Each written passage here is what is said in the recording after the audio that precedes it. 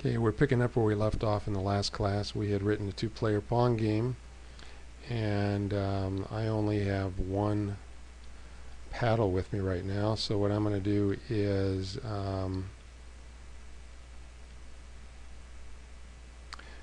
paddle 2, I'm going to look at the right thumbstick. And then we'll have to remember, if we go in and use two paddles, we'll have to change that back to, whoops, and that needs to be pad 1.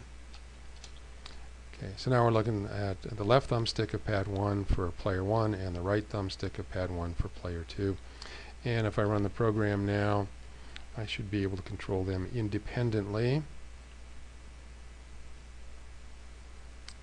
which I can. And I just missed that, and when it goes off, check out the score up here in the upper left hand corner.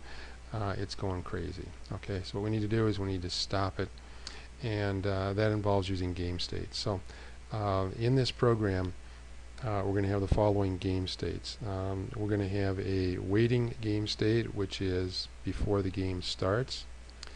We'll have a playing game state, which is when the game is being played. We will have a paused game state, which is after a point is scored, and we will have a game over game state. Okay, so to do that, up here we're going to need a few more variables. So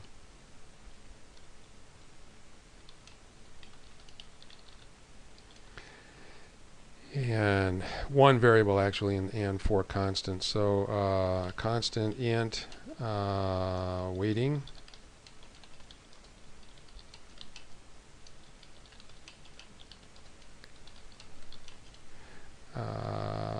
paused,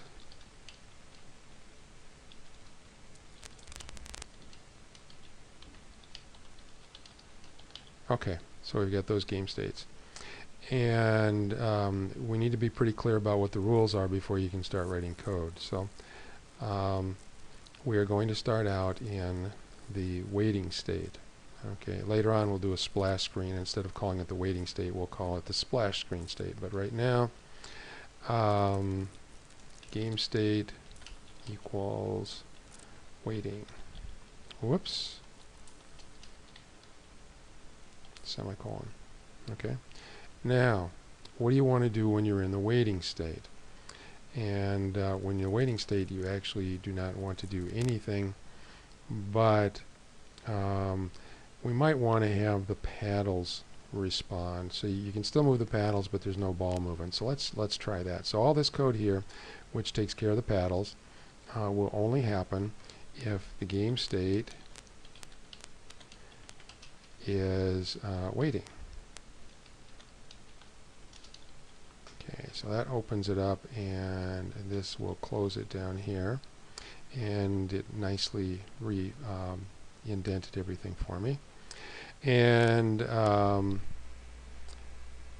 we're only going to update the ball though if the game state is playing. And I did it again. And never put a semicolon there, okay? That ends the if statement. Basically, there's no point in having the if statement in there if you do that. So, this is actually part of updating the ball, I think, too. So I think I'm going to put this inside, and there we go. So now, let's run the program and see what happens. We start off in the waiting state, okay?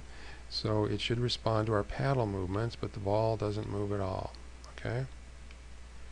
I can move either paddle all the way up to the top. I can move either paddle all the way down to the bottom, and that's it. So that's the waiting state.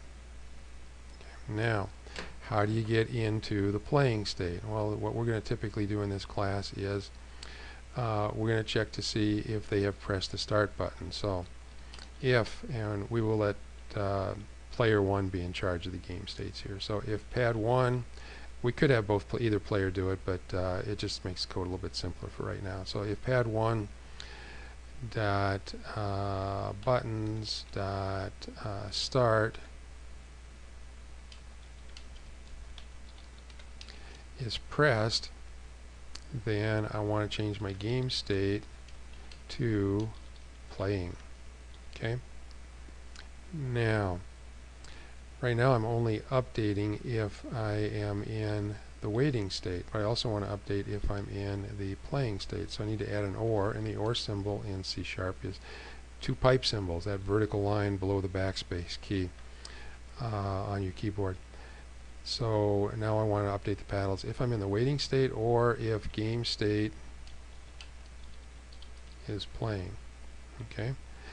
And I want to update the ball if I'm in the playing state. So that looks good. Now let's go ahead and run the program.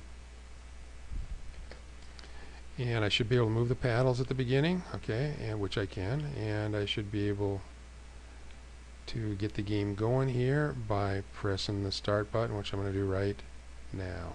Okay.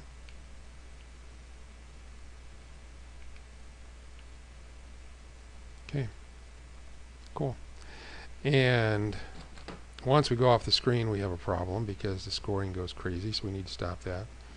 So what we need to do is when we go off the screen, we need to change the game state again. We're in a different state. So yeah, and these two if statements down here are basically what happens when I go off the screen. So I'm either going to go off the screen on the right, in which case I want to go to the game state that is paused.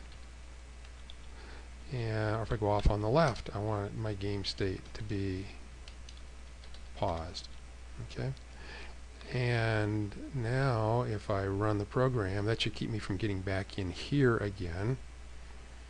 So I run the program now and my paddles should work independently. Here's start. And I'm going to let this one go off the side, and I should get a point for player one, and I did. Okay. So and it stopped at one point. Okay. Now we have to figure out a way, how do we get back into the game again? And we could basically pick whatever button we want. And it might make more sense to push the start button, but to make our lives a little bit simpler here, we're going to allow the user to press the B button to get back into the playing state. Okay. So if pad 1 B pressed, and game state equals go back into playing. Okay, we can't pause the game ourselves by pushing a button. The game only goes into pause state when something happens on the screen to cause a pause, which is scoring a point. So now we should be able to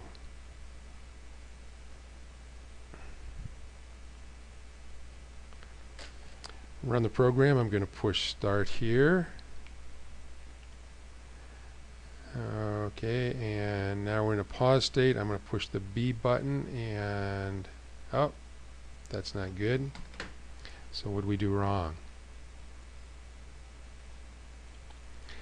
Well, let's go back in here and look and see what happens when we go to the pause state.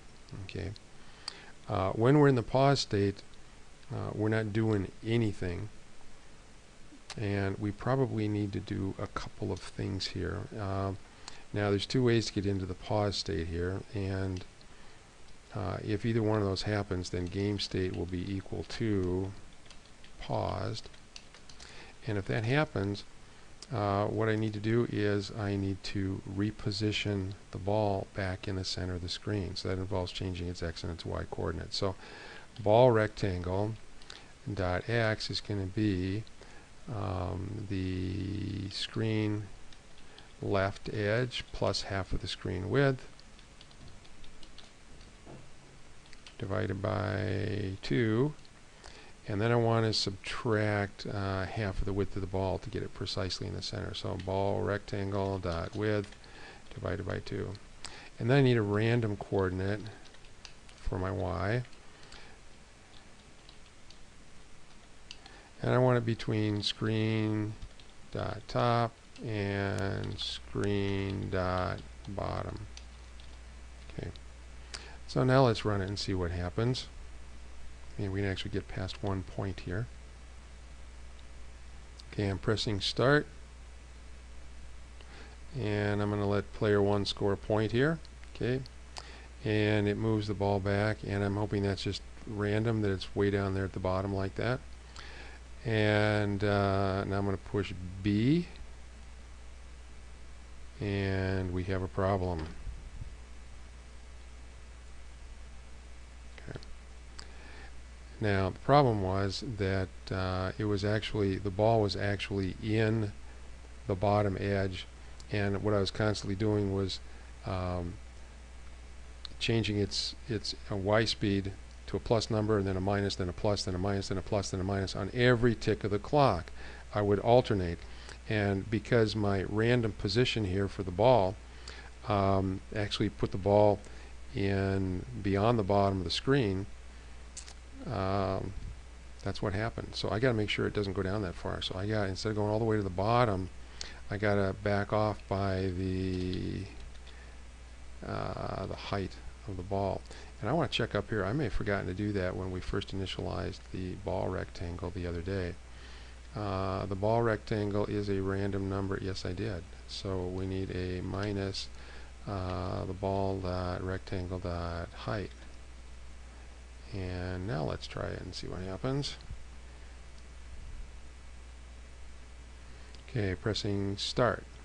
Okay, and we're going to let this go off. Okay, puts it back in the middle. We didn't change the direction, so it should still be going the same way it was when it went off the screen a minute ago, which I think was down and to the right. And I'm going to push B to get it going again. Okay, and I was too slow on the draw there. I'm going to push B to get it going again. And now I'm going to let player 2 score a point. Okay, and now I'm waiting for the B.